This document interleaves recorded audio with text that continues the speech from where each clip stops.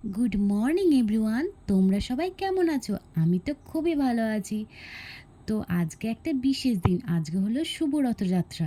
তাই ভগবানের দর্শন করেই তোমাদের সঙ্গে মিনি ব্লগটা শুরু করছি।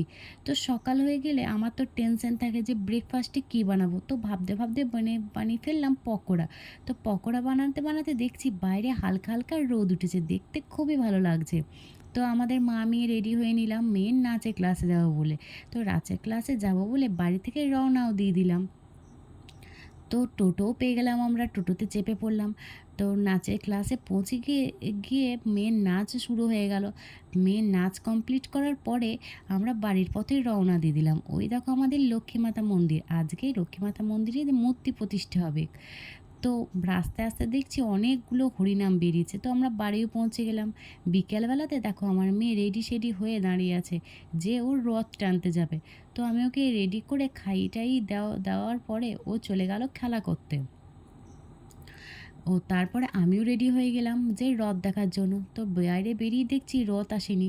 আরেক রাস্তার দিকে গিয়ে দেখছি আমার মেয়েরা ওইখান থেকে আসছে। তো আমার মেয়ে চলে এলো বাড়ির মধ্যে রথ নিয়ে।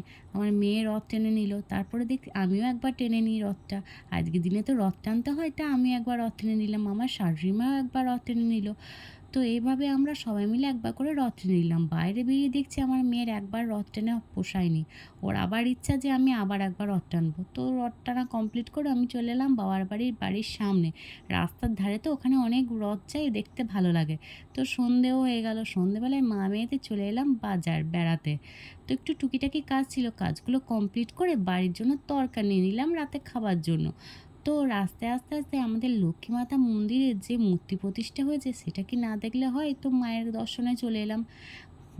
মায়ের দর্শনে আসতে মায়ের মুখটা দেখে আমার মন ভরে গেল, এত সুন্দর মায়ের মুখটা। তো মায়ের দর্শন কমপ্লিট, তো বাড়ির পথে রওনা দিয়ে দিলাম। আজকের ভিডিও এ পর্যন্ত, পরে একটা অন্য ভিডিওতে তোমাদের সঙ্গে দেখা হচ্ছে। Bye bye, good night.